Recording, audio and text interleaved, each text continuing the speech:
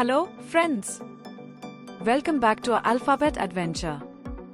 We've already learned the letters A, B, and C. Today, we are going to meet a brand new letter.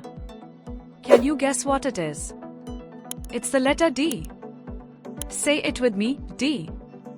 This is capital D, and this is lowercase d. Let's say it together, D. Awesome job! Now, let's learn the sound that the letter D makes. The letter D makes a sound like this, da. Can you say da? Great! D is for dog, da for dog.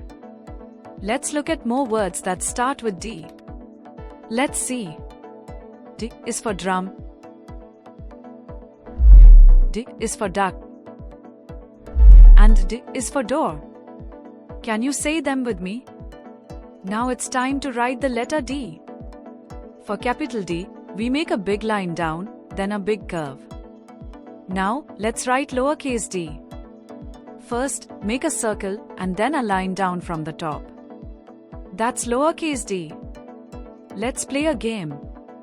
Can you find the letter D in these pictures? Great job! You are getting really good at spotting the letter D now. Let's sing a fun song about the letter D. D is for dog, barking all day. D is for duck, quacking away.